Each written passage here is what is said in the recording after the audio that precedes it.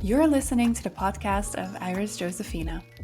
If you're passionate about exploring the menstrual cycle, cyclical living, body wisdom, personal growth, spirituality, and running a business in alignment with your natural cycles, you're in the right place. I'm Iris. I'm an entrepreneur, functional hormone specialist, trainer, and coach, and I am on a mission to share insights, fun facts, and inspiration I discover along the way as I run my business and walk my own path on Earth. Here, you'll hear my personal stories, guest interviews, and vulnerable shares from clients and students. Most people know me from Instagram, where you can find me under @CycleSeeds, or they have been a coaching client or student in one of my courses. I'm so grateful you're here. Let's dive into today's episode. So today I am sitting here with my dear friend, Julia. Welcome to the show, Julia. Thank you. Thanks for having me.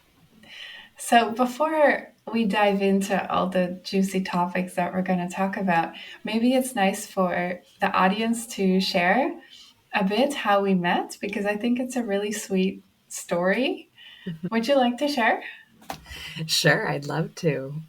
Okay, so I met Iris in France on a Mermaids of the Magdalene retreat with Dakota Chanel.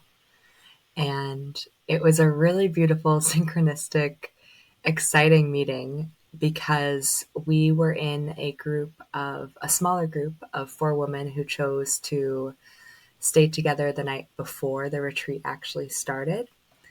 And we booked an Airbnb together. It was kind of a random occurrence. The entire group chat was just finding people that we could work with or stay with.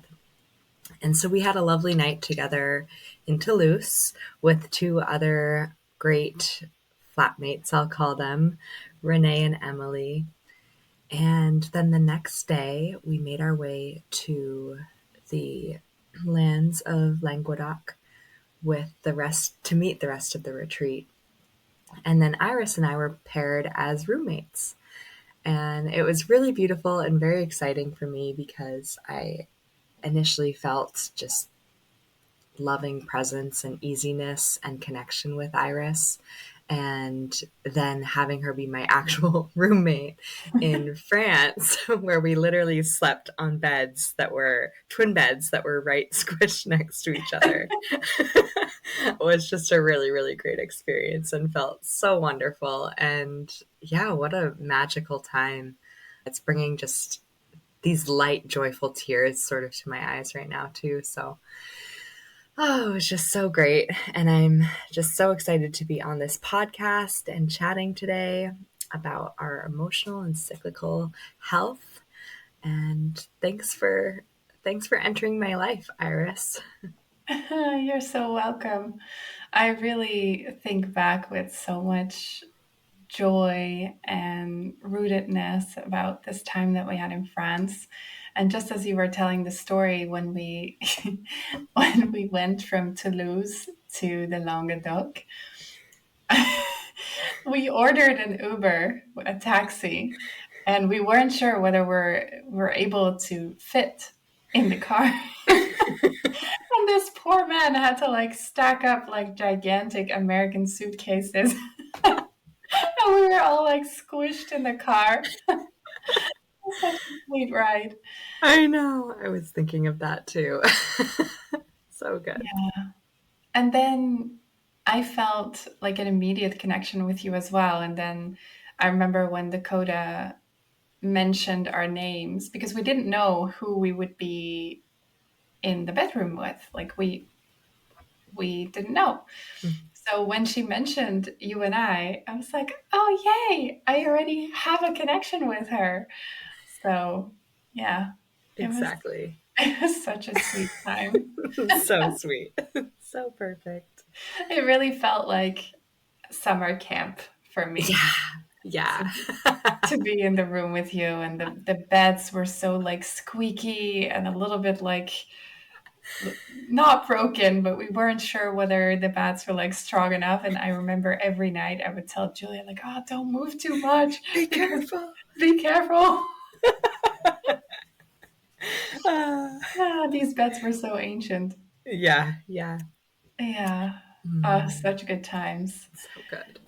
Yeah. So you mentioned earlier that we will be talking about our emotions and our cycles and how they are connected, and how feeling safety, emotional safety in our bodies can bring us back to balance. That's what we're going to talk about today. Mm.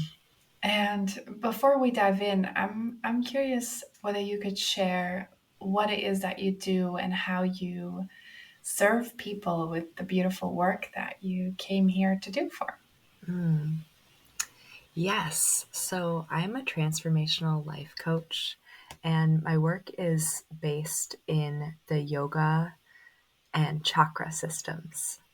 So I look and help clients with their life through a chakra based lens. So essentially, the energy that is inside of us that's related to how we feel emotionally, financially, in our homes, through compassion, our ability to speak and think clearly, our ability to find focus and willpower and confidence.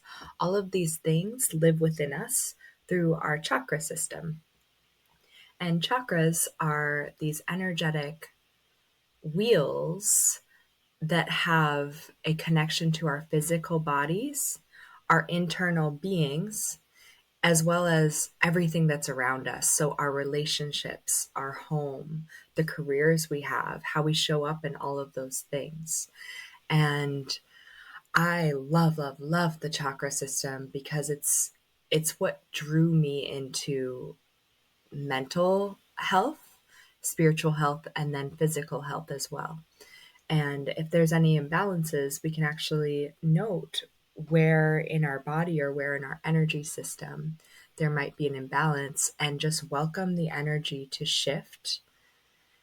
And that might include habits that we make or practices that we embody to help enhance a certain type of feeling or need that you have. So maybe that's confidence and being able to speak clearly, or maybe that's feeling secure in your body or in your relationships, and really beginning to source from inside to feel joy and happiness and create ripple effects in your community, your relationships, your work outside of you. I love that. And I love that you work with the chakras. And I can imagine you explain a little bit. I can imagine that there are people out there who actually have no idea what the chakras are.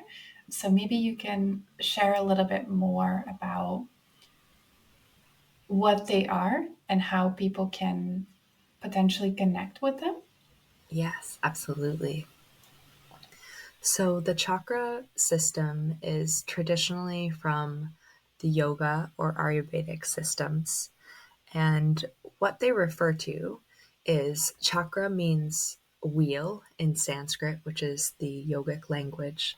And it's referring to this energy. So you could almost imagine it as an orb that is sitting. There are 7 of them in our physical bodies that run along the base of our spine, or from the base of our spine to the crown of my head.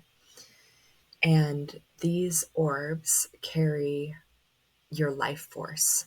So your prana, your breath will actually enhance your energy or allow your energy to flow a little more easier. And each of the chakras holding this energetic space, starting with the root chakra at the base of the spine, it's connected to your physical well being, your financial health, your home, your security, your earthly things. So, your ability to be here, your ability to procreate, your survival, essentially. And then moving up the chakra system, moving to the sacral chakra, which is your womb space or the lower belly on non on all people, connecting to your emotional expression, your sensuality, your ability to create and feel and express your emotions. And then the solar plexus chakra, which is in the above the belly button. It's like your sun. It's your confidence, your willpower, your ability to make decisions, your ability to really stand up for yourself and feel true to your values and identify your values.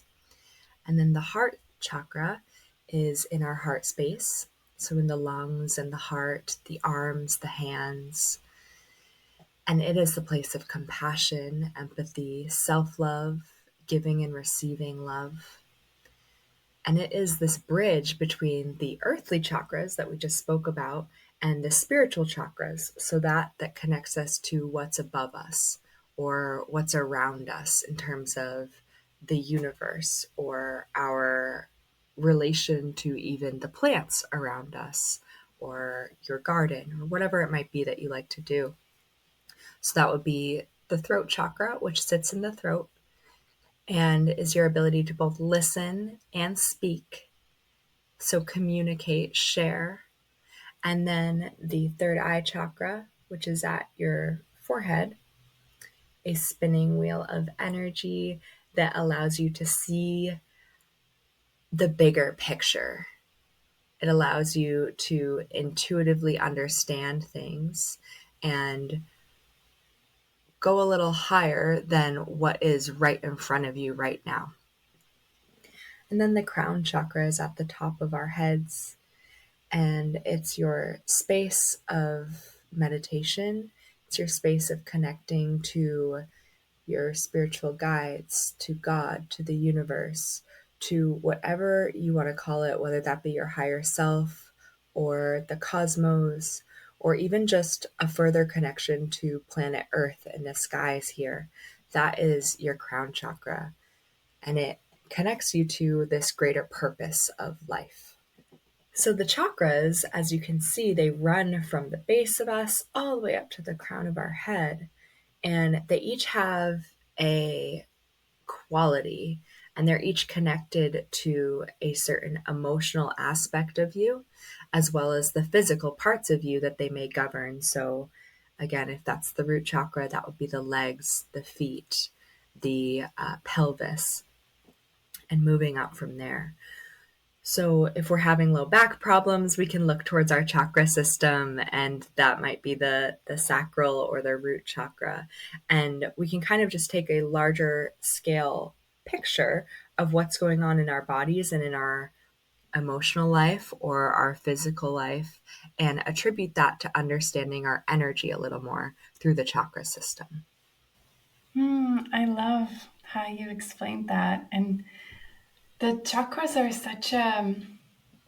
such an easy tool for me personally to work with my embodiment and to really make sure that I'm like in my body, because it's you can like run past all of the chakras, and that's something that I do often before I go to sleep. Thank you for sharing that. Really, Yeah, really beautiful. absolutely. And And some earlier, sorry, go ahead. Oh, yeah. I was just going to say some ways to connect are exactly as you said. So maybe you're falling asleep and you're just kind of tuning into each of those spaces in your body, and that will help you connect with them, and maybe even listing some of the qualities of each of them in your personal life and how they are flowing or aren't flowing. And maybe you can sort of help yourself that way by giving yourself more self love or whatever it might be that's blocked in your body. So how would somebody discover that some or one of their chakras are blocked or not flowing? Mostly by looking at both the internal and external world. So, I do believe that you're going to have an intuition. You're going to have an idea of where to start. And the point of that intuition is to allow yourself to trust it, or maybe if you have no idea whatsoever, that could be leading you to your third eye, which is the intuition. So by kind of noting how I just explained the chakras, and then noticing, okay, it's very hard for me to speak up for myself. That would lead you to the throat chakra and the solar plexus chakra. If it's very hard for you to give yourself space and love, like meaning just compassion for yourself and gentleness with yourself, that might be your heart chakra. So kind of just getting to know yourself and how you relate to you and what points within you are challenging. So maybe that is you have a hard time keeping clutter out of your home or feeling safe and happy in your home. That would be the root chakra.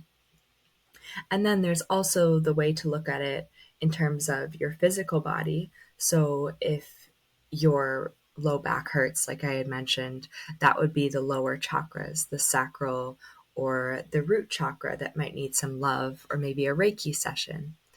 And then same thing with, I actually had an issue recently in my upper lung space area, which is very much my throat and my heart chakra. So I knew that those portals of me were essentially activating and asking for extra love through what my body was showing me.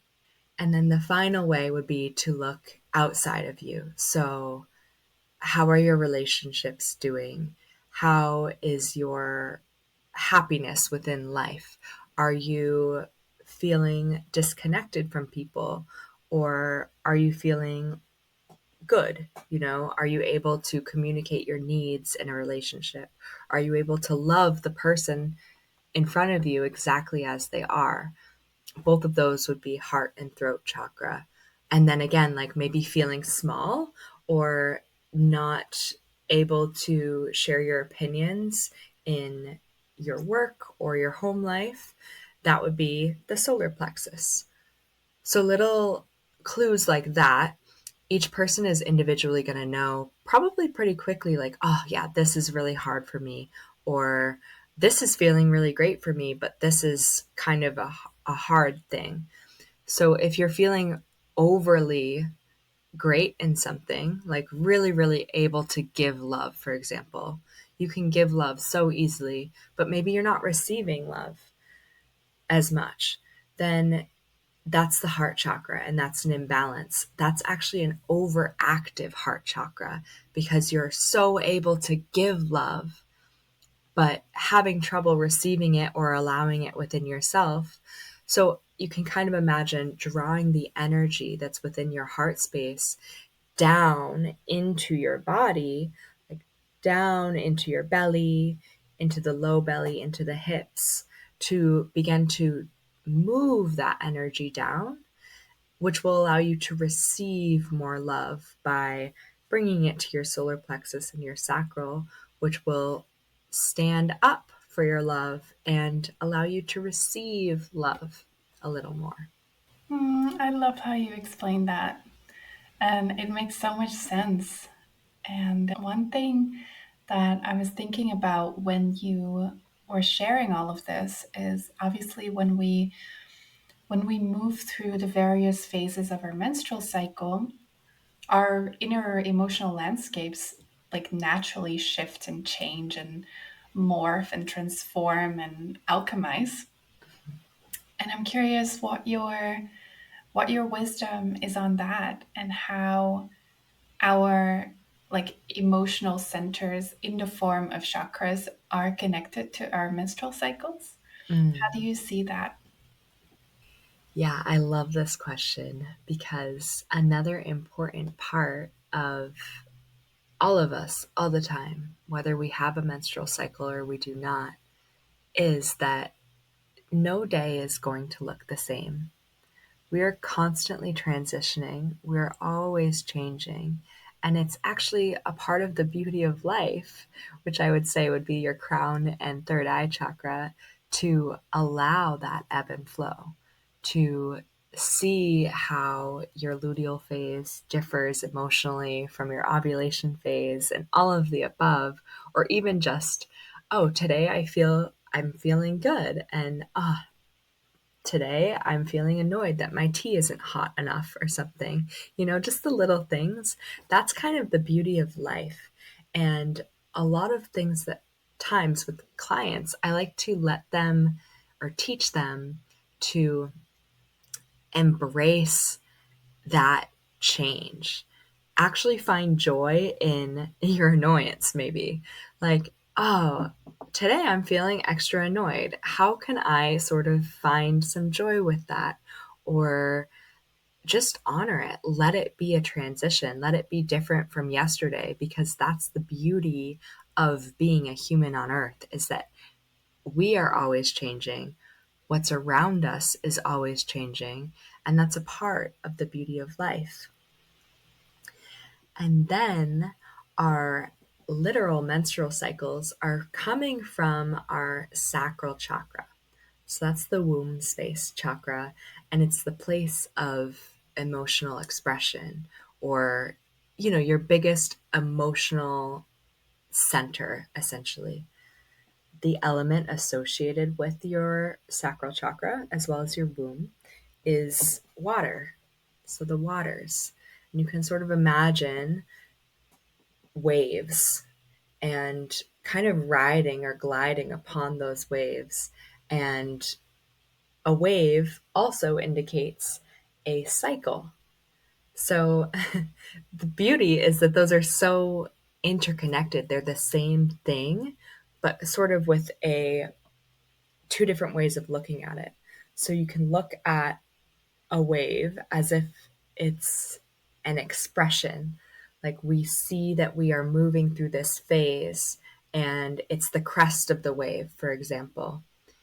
And I feel really good on the crest of the wave. I feel happy. I feel excited. I feel this, that. And now we're moving towards the other end of our cycle, and we're feeling a little low. We're maybe feeling more annoyance, this, that, the other. Your sacral chakra is meant to do that. It's meant to ride the waves and be in a cycle and flow the way water does. It isn't a stagnant thing. It's allowed to, and actually welcome to, move, change, and morph with each day, feeling, and thing. I love that. And I love that you made the connection with water. Obviously, we went on a water retreat, and our bodies are water and our cycles are water. So I love that you made that connection. And to me, it also, like, making this analogy automatically makes it feel for me as if it gives us permission to be fluid in every single way possible. And I have the feeling that even when we're like trying to understand our menstrual cycles, there are these ideas about the various phases and how they are supposedly like designed and how they have to be or how they have to express themselves. And I love that you just explained it so well that it's it's always new and it's forever changing, and every menstrual cycle, and with that every single menstrual cycle phase is a new opportunity to discover change. Mm, And I love that. absolutely. I so agree. And when I actually started really tracking my cycle, I noticed that I had sort of the opposite feelings and effects, meaning I actually had a lot of energy during my period and less when I was ovulating. And that was through a big time shift. I mean, I had been on birth control for many, many years, and it was just cool to witness that and to allow that and see even how it shifts through my life. Now I'm a little more traditional in terms of really going inward with my period and having more social energy when I'm ovulating. But your phases can show up exactly as they are. And that's the beauty of our chakra system and our bodies. They're going to show up the way they need to and the way they're meant to. And as we do any of this work, we're not trying to force it to be anything other than what it is. We are simply encouraging it. And that is another important aspect of my work, and specifically the sacral chakra, is emotional expression and creating and finding safe places to feel and be exactly as you are.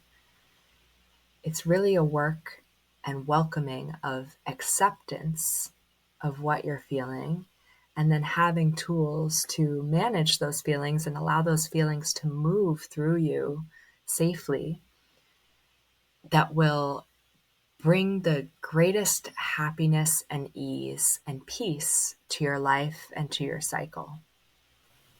I love how you just explained that. Yeah, and I feel that there's so much wisdom in what you just said.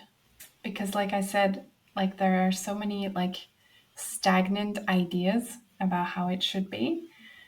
And I also wanted to speak a little bit about how the expression of all of these shifts and changes in emotion and feeling and sensation, how the expression of all of these can bring our bodies back to a place of harmony and a place of balance. And I was wondering whether you could speak to that. Yeah. So, this is just one of my favorite topics, and it's been truly lived by me. My story, in a short and skinny version, is that I had bipolar. And essentially, that bipolar, this was at least a decade ago at this point, that I've been in the healing phase or recovery phase of it. That bipolar was expressed or came to this extreme notion or extreme mental challenge because I was not allowing myself to express myself throughout growing up, throughout being a teenager, throughout any of those things. So my emotions had become so large and non-expressed that I was unbalanced. I came out of balance. So what brought me back into balance was first learning about the chakra system, honestly, and beginning to practice yoga and mindfulness. And I had a place in my body to understand what was happening in my mind. And by essentially funneling the energy from my brain, my overactive brain, my brain that was thinking so much rather than feeling, rather than being in my body and feeling these things. I was thinking, and then I'm judging that thought, and then I'm this, that, the other. So what I did was I funneled the mental energy that was all up in my headspace and allowed it to start coming into my body space. And that meant that my body was beginning to feel deeper. And these emotions that I had ignored, like depression or feeling unworthy or feeling low self esteem, all of those feelings were able to be welcomed by my body rather than being thought of through my brain. And my body was able to harmonize them because our bodies and our energy is such a natural wisdom. It's a natural tool. Just the way your immune system takes care of your sickness that's come, or even healing from a surgery, your body takes care of you. And your body is going to do that with your emotions as well. And your energy system helps with that. the energy system and the body system work together to let your emotions be. So you might have this huge wave of sadness, and you can ride that sadness. You can ride it to the crest of the wave, and you will have a dipping point where eventually it fades away, it fades off. But you've allowed yourself and your body to take care of that by simply feeling it. And it can be hard to feel it. It can feel very uncomfortable to feel everything that you're feeling, or need or want to feel, or maybe that you haven't felt before.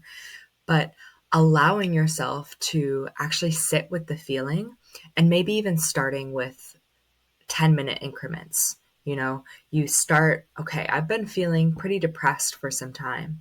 I'm going to sit here and allow myself to feel depressed. Write it down. What's it feel like? What does it feel like in your body? Does your heart feel heavy? Do you feel this weight on your shoulders? Let yourself fully feel the extremity of that. And then it will start to lighten, it will start to move, because feelings just want to be seen. And our bodies and our energy have this natural wisdom to allow the feeling and let it move so that you become lighter in your body and in your energy, because you've simply honored the emotion through your body rather than your thinking brain. Hmm. Thank you for explaining this so clearly, because I really think that it gives people an opportunity to understand better. And I was also wondering whether you have any advice or tips for people on how to start when they find it really hard, because Mm. I've definitely been in moments and places in my life where I felt actually just like you, like so disconnected from my body that even trying to observe what I was feeling or trying to observe that I even had a feeling was too overwhelming. Mhm. And I'm curious whether you have like just some wisdom or advice for people who are in that space. And maybe you can speak from your own experience because you've experienced, yeah, like pretty big feelings in your Mhm. past. Absolutely. So, again, I'm going to come back to that theme of not forcing. So, you're not going to force yourself to feel the feelings. Instead, I suggest making a self care practice, a really small one to start. Maybe that is drinking some warm water, warm tea, and just letting yourself be with that warmth. And then you can move to something else. Maybe that will start to soften your ability to feel. The other really great suggestion is to start with your breath. So start with, maybe if you don't like to just sit in meditation, or if you're not used to meditation or a meditation practice, you can turn on some calming music and just watch your breath. So close your eyes and feel your breath come in through your nose and out through your nose. And you're just feeling that coolness as it comes in and the warmth as it comes out. You might notice your posture and welcome a lengthening of your spine. Little things like this will bring us into the body. And if it's too overwhelming, if you start to really feel and you're scared of that feeling, allow yourself to just keep coming back to the breath practice. Just watching it come in and watching it go out. Both the tea and breath practice, these are forms of mindfulness. And mindfulness allows our capacity of being to grow. And when you are being, you will be feeling, because feeling and being are essentially the same thing, but you're a little bit higher than the feeling when you're in a mindfulness practice, because you can keep coming back to that breath or feeling the warmth of the tea in your hands. You can keep coming back to that as an anchor. And then a further part of the mindfulness practice is to allow the feeling to come. So if you find that you sit down with your tea or with your breath and you start to cry, let yourself cry. You don't have to judge that crying or change that crying. You can just let it happen. And that will be bringing you into the being of the feeling more than forcing it to be something that it's not, or forcing yourself to not be sad, or trying to push it all away. Instead, you can really just come to yourself, because what you're gaining and what every person really, really needs is this deep self-trust. You are the singular thing that will be with you in every moment throughout your life. And cultivating self-trust and being here with you is so worth it. You are absolutely worthy of that. And as we let ourselves make that space, just 5 minutes a day to start, and let yourself be with your breath, let yourself be with your being, you're going to notice that you've got this. You can be safe with you. You can let yourself breathe and be here for you. And as those emotions crest, the other beautiful, beautiful thing about a wave and the crest of a wave is that it recedes. And that's exactly what you'll find through a mindfulness practice. Once you're ready to start feeling, you will notice that the feeling always moves. It always changes. It might get more intense, but it will always, always continue to move. So once that intensity peaks, it's going to move into a lighter realm. And that's also what I found and what I did when I went into this chakra work. I practiced it alongside mindfulness meditation. And what I found after it's probably like the 5th week or something, because that's sort of the steps of mindfulness, is to start with your breath, then start noticing your body. You slowly expand your awareness, and eventually that expansion of awareness comes to your emotional field. And you get to this emotional field and you relate the emotion to what's happening in your body, meaning you're now feeling your breath. You're now focusing on your body feelings like tingly or whatever it might be, and you simply label those things. You even notice your thoughts and you say, thinking, thinking. You label what it is. And then when you get to this emotional being portion, you feel the emotion, like sad, overwhelmed.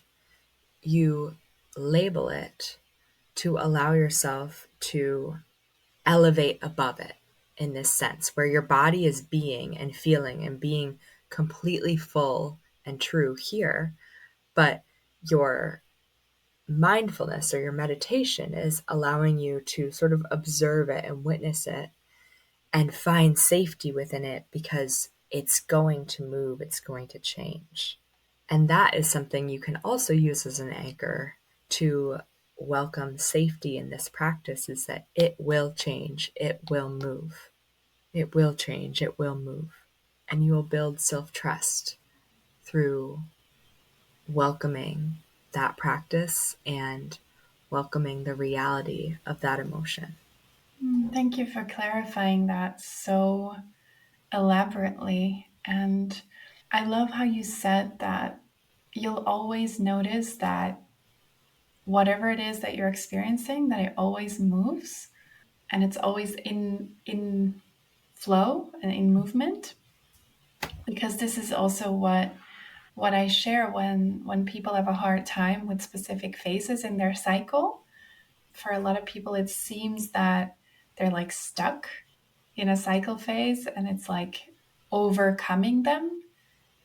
Like it comes over them instead of them having agency over the experience and having no ability to be the observer. So I love how you just explained that because it's so perfectly applicable to some of the intensities that we may experience during our menstrual cycles, whether it is mood swings before we bleed, or feeling more tired in whatever phase, or having physical sensation or physical pain.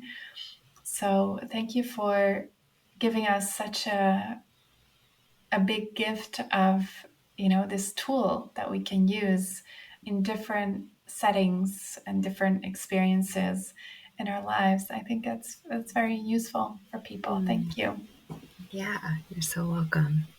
So before we slowly close off, is there any other wisdom or story that you would like to share with us in relation to the chakras, to emotions, emotional safety and expression? I think I just want to touch on, in terms of the safety of your emotional expression, is again the trauma informed version of this is to be really, really gentle with yourself.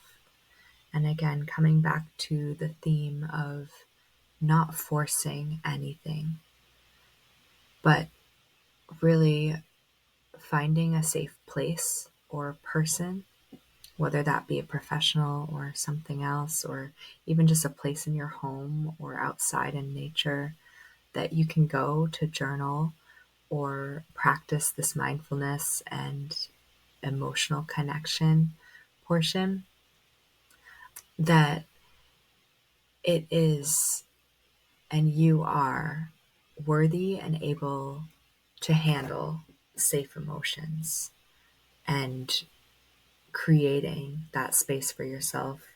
And the trust within yourself will be built over time as you start to welcome space just for yourself to be with your emotions.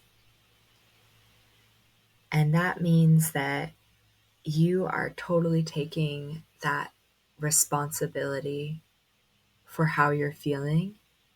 And as you do that, you're no longer going to be projecting your feelings onto others, whether consciously or unconsciously.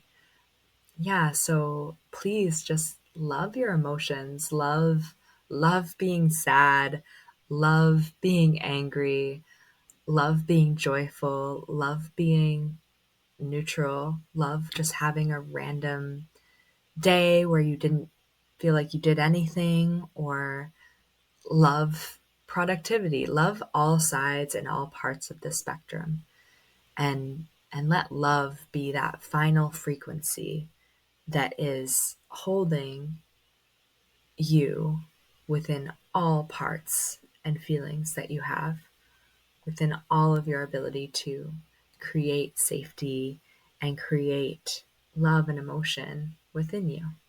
Hmm, such a beautiful piece of wisdom.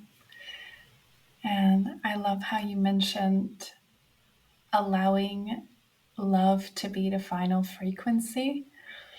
I don't feel we talk enough about love and what that is and what that means, and specifically how we can make that tangible for ourselves, to support ourselves, to hold ourselves. So I'm really grateful that you decided to touch upon that and to give that to the listeners as like a final note for our conversation. I could Absolutely. literally talk for hours with you. I mean, easier than that. I know, I feel the same. Yeah, there's just so much to touch upon. But I really would love to thank you for coming on today, for making the time and space to come on and share your wisdom. And before we truly fully close off, can you share with us where people can find you if they want to learn more about your work, if they want to maybe visit your social media pages? What's the best way to get in touch with you and find you online? Yay. Yes, so Instagram is the best place to find me. My name is Julia Rugosa, and that is also my Instagram handle. So at Julia Rugosa, Rugosa. And then my website is the same. So you can sign up for email lists there and check out current offerings on my website, which is juliarugosa.com. I have a group course that teaches about the chakra system and applies it to your life in terms of self care and energetic and emotional expression that I run about 3 times a year. It's a really small, intimate group space that's called Radiant Self. And then I have one off sessions that might consist of Reiki or coaching or yoga or whatever you need to do to welcome balance and happiness and fulfillment in your life.